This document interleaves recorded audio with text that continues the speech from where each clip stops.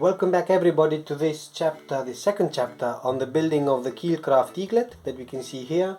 I'm not sure what I showed in the last video, but here I can show that I've got both sides of the fuselage, kind of the same looking, not perfect here around that edge, but well, it is what it is.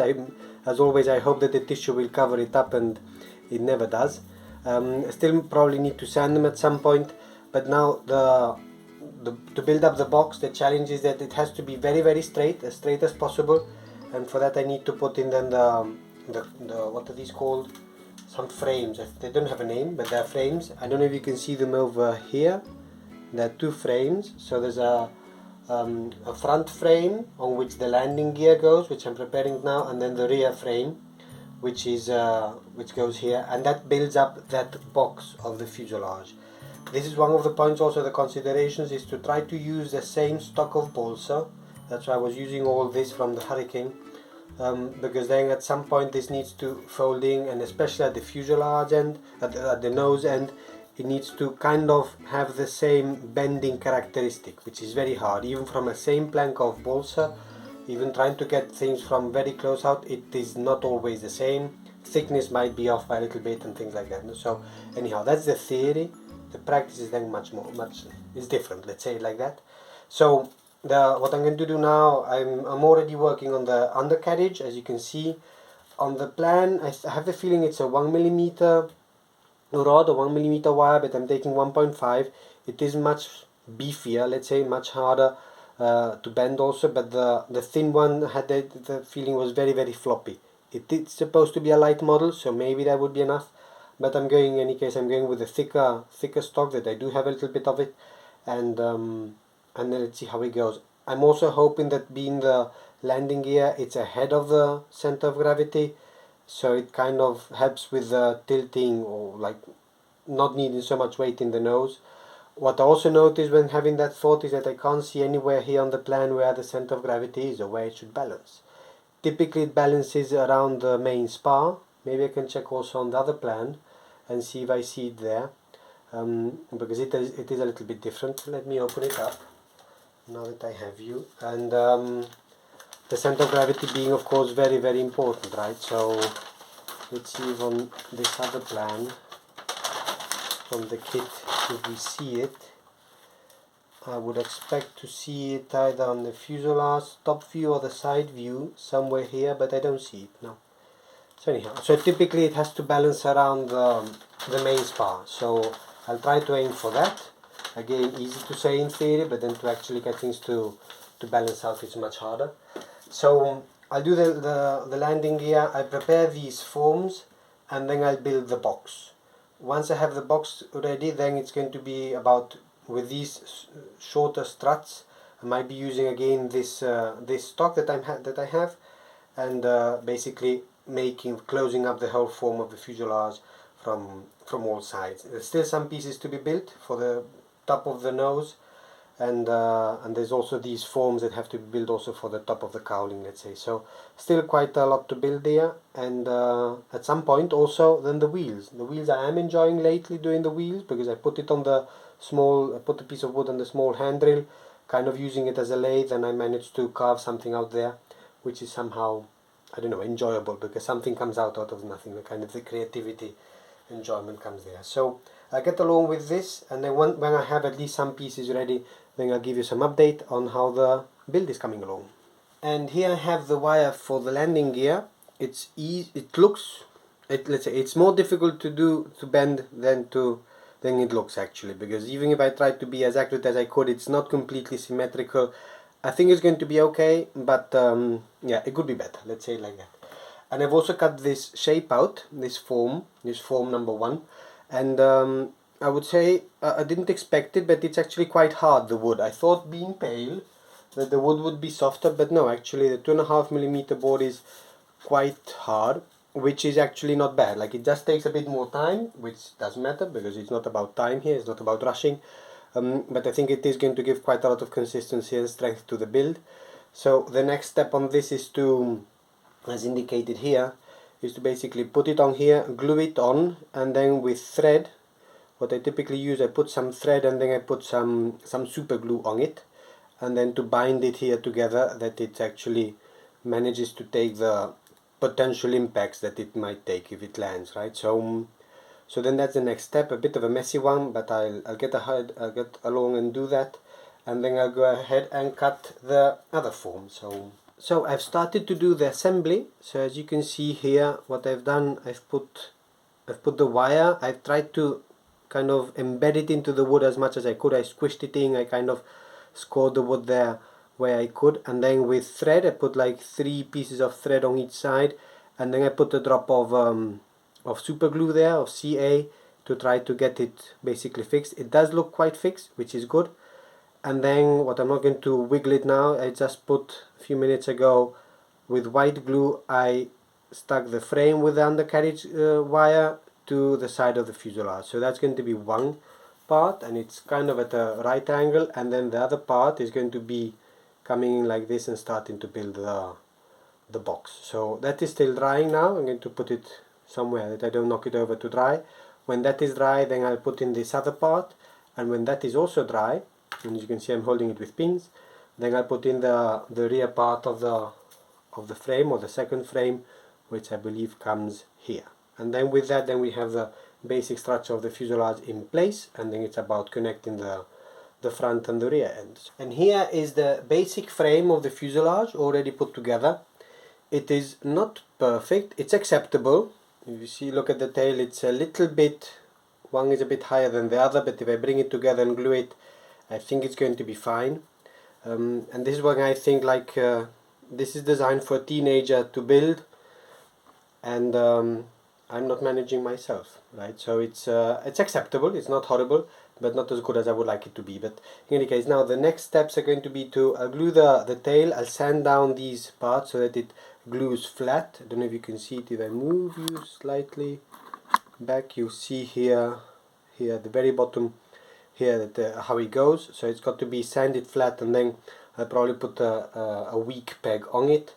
And then with the nose, there's some pieces also to be cut out, and then also like squeezed in like this to take the form. And once that is done, then I'll put also then the cross members. These, so I have to see exactly where they go. I suppose they'll go at these spots where the fuselage braces are, but I'll double check just in case. And other than that, it's actually coming along quite well. So let me finish this off slowly, step by step. Then the other pieces to be done, like the tail that you can't see either, which is the tail skid, which is here. You can't see it, but it's here. There's also a piece that comes in here. I don't know what this thing is. There's a square here, and I'm not sure what it is. And then also the engine cowling on top, right? So still quite a lot to do. So let me get on with it, and I'll update you gradually. And here we have some progress on the fuselage. It's taken me like a week to do this, just 1 or 2 pieces a day, not really going fast at all, just enjoying it. So I've put in all the connecting struts. I've built in also then the tail skid. As you can see, that's freshly glued, so I hope it doesn't fall off. And I've been building up the top of the engine cowling, putting on the front piece here. The engine cowling, that's recently glued also, so what I need to do now is cut it, sand it off to shape, and I think it's starting to get a nice shape actually. So again, it's a nice feeling when a 2D drawing then becomes a 3D and relatively sturdy model. If I try to twist it, it actually holds out quite well. I think it's also relatively well centered, maybe not completely perfect, but relatively well centered. I don't know if you can, sometimes it's nice to look down. Where's the camera on this here? Look down the middle of the fuselage. You see it might be a little bit crooked there at the end, but I think it's going to be acceptable, at least for show, maybe not for flight.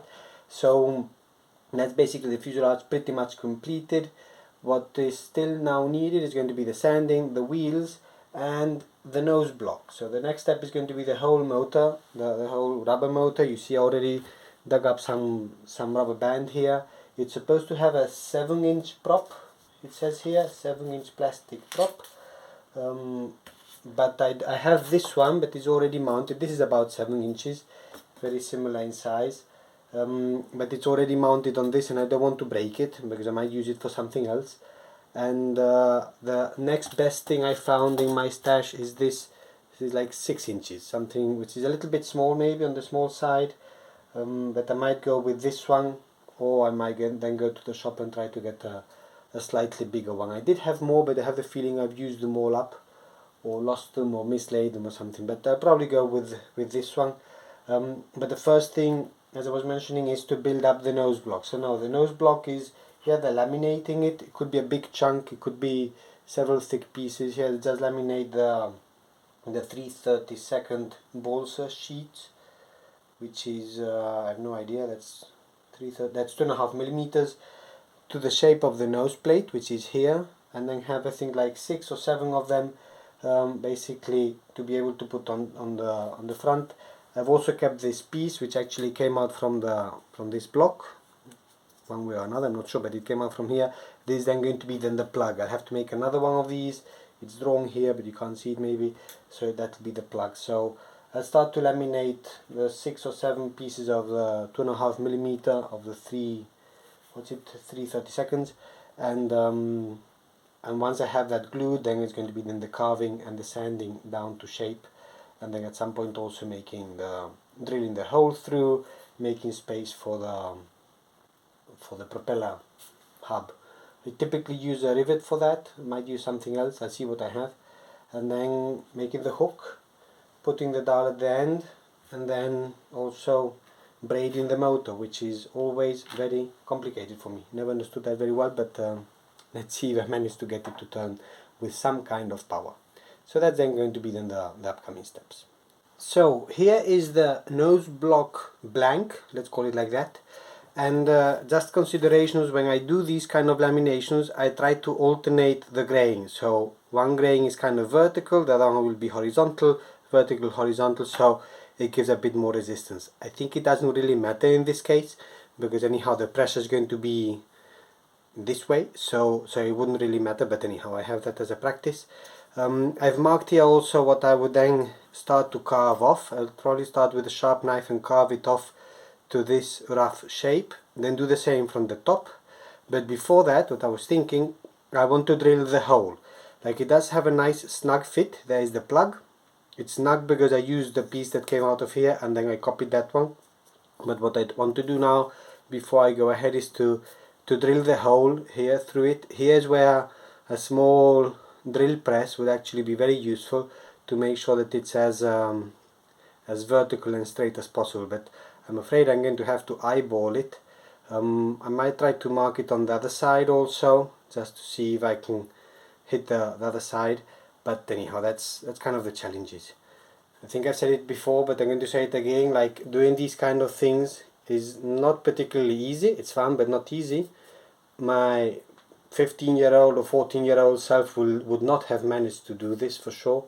So if they're teenagers that managed to do this, then it's really impressive. Maybe teenagers in the past were more developed than teenagers nowadays, I don't know. But anyhow, so now the hole, carve it down and sand it down, and with that then we'll have the nose block ready to take the engine. And after a productive and long session, I've managed to carve and sand down the nose block. I did find one of these bits. This comes I think from one of the Gwillows models that I tried to convert to RC with limited success, if any. Anyhow, this process of carving and sanding does require time. It took me quite a while. One of the long videos from Cliff actually I was watching and listening to, which was actually quite nice. But yeah, it does need time. Interesting that you see the pattern here of the laminations, which is not bad. And of course maybe still some sanding could be possible, but I think it now fits in quite well.